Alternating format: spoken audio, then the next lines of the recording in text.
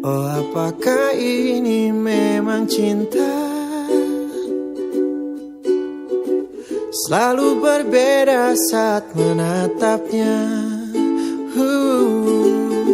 Mengapa aku begini, hilang berani dekat denganmu? Ingin ku memilikimu, tapi aku tak tahu bagaimana caranya. Tolong katakan pada dirinya, lagu ini ku tuliskan untuknya. Namanya selalu ku sebut dalam doa, sampai aku mampu ucap maukah denganku.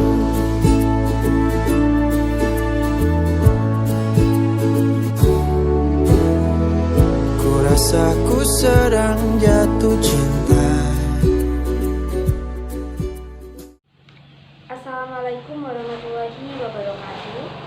Sebelumnya saya ucapkan terima kasih kepada Ibu Putri selaku dosen pengampu mata kuliah pengantar bisnis yang sudah memberikan kami kesempatan waktu untuk mempresentasikan dari hasil kerja kelompok kami, yaitu perencanaan bisnis Pelangi Dadar Gulung.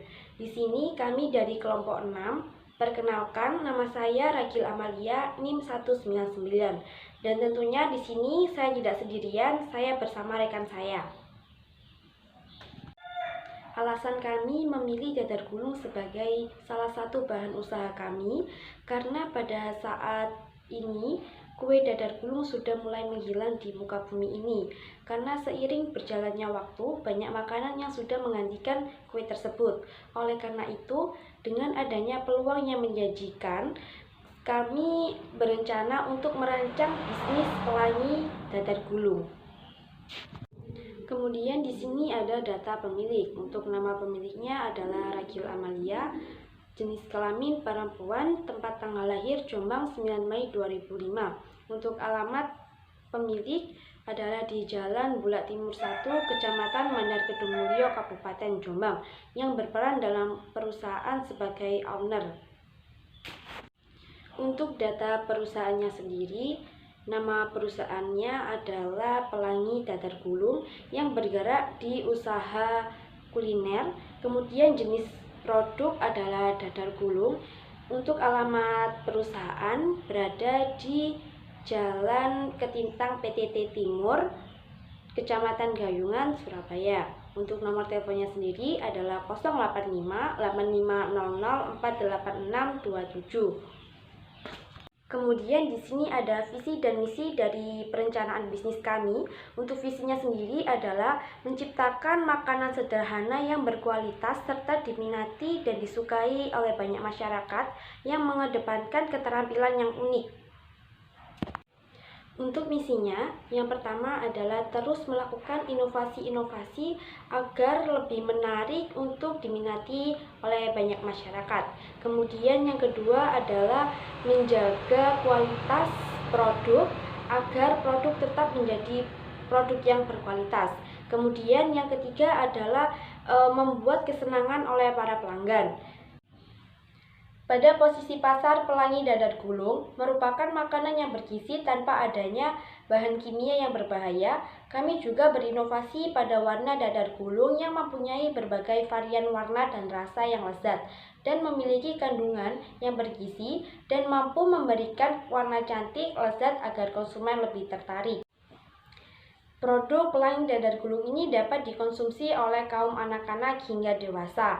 Selain itu juga dapat dikonsumsi oleh semua jenis kelamin. Produk Pelangi Dadar Gulung ini dapat dibeli oleh semua pendapatan konsumen, mulai dari pendapatan golongan menengah ke atas dan pendapatan golongan menengah ke bawah. Untuk sasaran pembeli Pelangi Dadar Gulung ini adalah para penikmat kue ringan di pagi hari, kemudian dapat juga sebagai tambahan kue untuk hajatan dari semua kalangan mulai dari anak-anak, pegawai kantor, mahasiswa, ibu rumah tangga, dan lain-lain, terutama yang sangat tertarik dengan tampilannya yang unik. Untuk saat ini kami mempunyai beberapa pesaing. Salah satunya adalah penjual kue keliling yang dititipkan di kantin fakultas, kantin sekolah, dan food court. Produk yang dipasarkan merupakan dadar gulung dengan berbagai varian rasa dan tampilan unik yang warna-warni serta kandungan yang bergizi. Kemudian untuk produk dadar gulung ini bisa dinikmati oleh berbagai kalangan, mulai dari anak-anak, mahasiswa, pegawai kantoran, ibu rumah tangga, sampai dengan lansia. Gambaran umum pasar dan sasaran. Usaha penjualan pelangi dadar gulung ini merupakan usaha kecil yang dibangun sejak awal dengan membuka satu outlet yang berlokasi di dekat kampus pemilik. Jika hasil usaha ini berhasil dan sukses dengan dapat mencapai tujuan yang diharapkan, maka pemilik akan membuka cabang-cabang di sekitar Surabaya. Setelah memetakan pasar, setiap perusahaan pasti mempunyai target penjualan produksinya. Dalam hal ini, target pemasaran pelangi dadar gulung adalah anak-anak hingga orang dewasa. Terlebih dari untuk para remaja dan dewasa yang memiliki hobi mencari makanan yang unik namun tidak menghilangkan ciri khas negara Indonesia. Kemudian outlet pelangi dadar gulung kami juga memiliki lokasi yang strategis yang dapat dijangkau oleh kendaraan umum maupun kendaraan pribadi. Selain itu, kami juga menyediakan jasa COD dan gratis ongkir untuk kawasan di sekitar Ketintang. Selanjutnya, konsep usaha perusahaan kami. Pelangi dadar gulung merupakan suatu produk dadar gulung yang unik yang berbeda dari dadar gulung pada umumnya karena memiliki tekstur yang unik dan menarik serta banyak varian rasa yang kami sediakan. Ada rasa stroberi, keju, coklat, blueberry, dan nanas. Kemudian untuk outlet kami, lokasinya juga sangat strategis yang dapat dijangkau. Selanjutnya, bab 3 yaitu aspek produksi. Yang pertama, deskripsi produk. Pelangi dadar gulung merupakan produk kue sederhana yang sering dijumpai masyarakat. Namun, pada saat ini, kue tersebut sudah mulai perlahan-lahan menghilang di pasaran. Dengan warna dadar gulung yang menarik, terlebih jika memilih paket pelangi dari dadar gulung tersebut. Hal ini yang menambah kesan cantik dari produk ini, karena dadar gulung akan disusun seperti bentuk pelangi yang indah.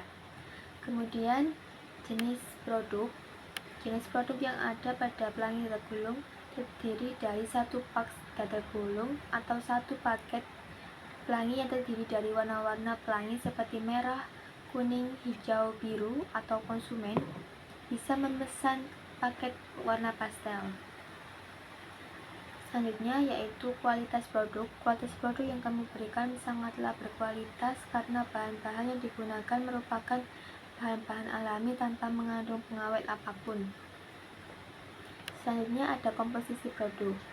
Komposisi dari pelangi dadar gulung yaitu tepung terigu, garam, tepung kanji, daun pandan, atau daun suci, stroberi, pasta, jeruk, dan sebagainya. Selanjutnya proses pembuatan. Ini adalah proses pembuatan. Selanjutnya yaitu pengemasan produk. Jika konsumen memesan untuk take away, maka dadar gulung ini disusun seperti pelangi dengan menggunakan kardus untuk pelindung kue dadar ini agar tetap terlihat cantik. Sementara untuk pesanan langsung dapat disusun menggunakan piring saji. Ini adalah contoh pengemas produk dari bisnis kami. Bab 4 aspek keuangan. Kebutuhan modal awal untuk memulai usaha adalah sebesar 2.950.000, di mana dana tersebut dialokasikan untuk kebutuhan produksi awal. Berikut beberapa rincian kebutuhan awal produksi. Yang pertama, ada investasi. Contohnya pada gerobak atau etalase, jumlahnya 1, harga per unitnya 1.500.000, total biayanya 1.500.000, umur ekonomisnya 3 tahun, dan penyusutan per tahun sebesar 500.000, dan yang lainnya. Yang kedua, ada bahan baku untuk produksi. Yang pertama, terdapat garam, jumlahnya 50 gram, total harga per produksi 500, Total harga per tahun 165.000. Dihitung dari 500 dikali tahun kerja sebanyak 330 hari. Yang ketiga ada biaya operasional. Yang pertama ada listrik dan air, biaya per bulannya 50.000, biaya per tahunnya 600.000, dan lainnya. Untuk perhitungan kebutuhan modal awal dimulai sebesar biaya peralatan ditambah biaya bahan baku ditambah biaya operasional, sama dengan biaya peralatan 2.189.000 ditambah biaya bahan baku 1.120.000 ditambah biaya operasional 2.660, sama dengan 5.969. Total biaya meliputi biaya investasi sebesar 2.189.000 per tahun, biaya produksi sebesar 121.065.000 per tahun. Yang ketiga ada biaya operasional sebesar 31.920.000 per tahun. Yang keempat ada biaya penyusutan sebesar 790.500 per tahun.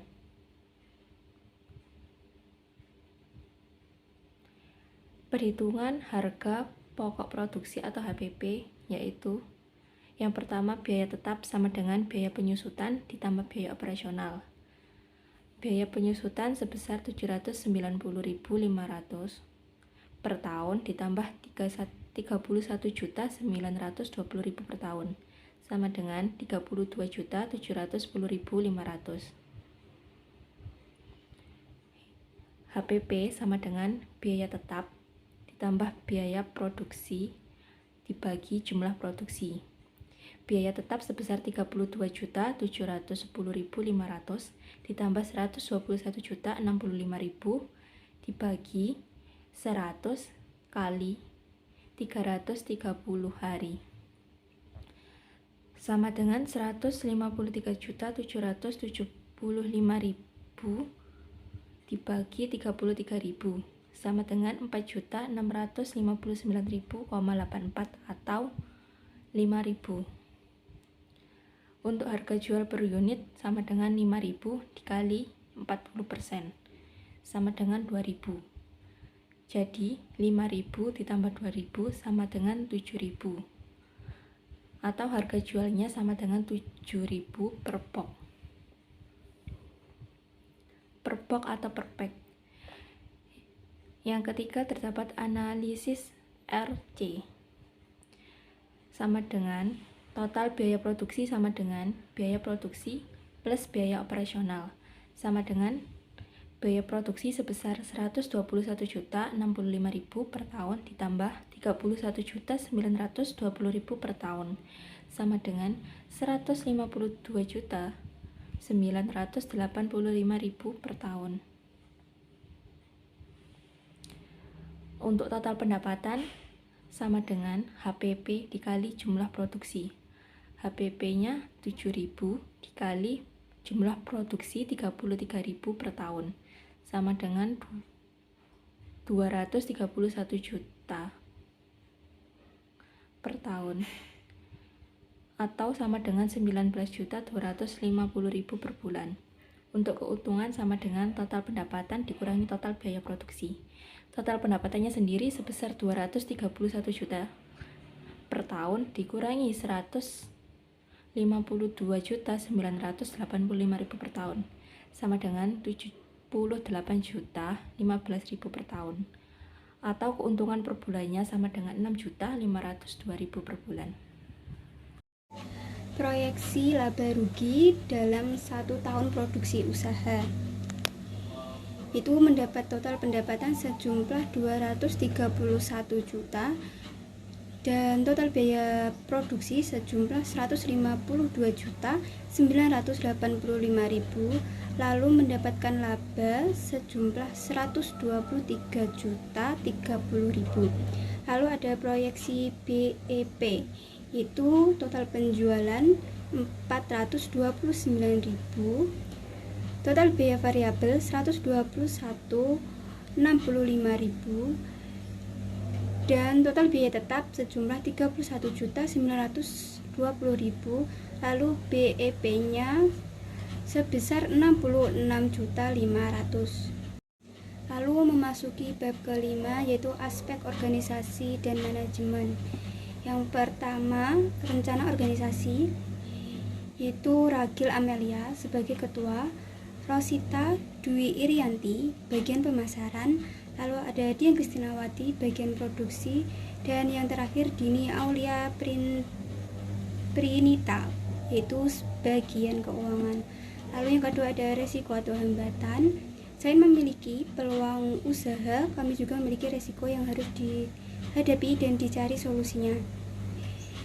Ada beberapa resiko yang mungkin akan kami hadapi, di antaranya yaitu ada persaingan. Seiring perkembangan zaman, semakin banyak makanan yang dikreasikan dan dimodifikasi dari aslinya, sehingga banyak konsumen juga akan melirik produk-produk seperti itu, atau bisa jadi pesaing dapat menciplak hasil produksi yang dibuat secara mentah. Lalu ada daya tahan produk.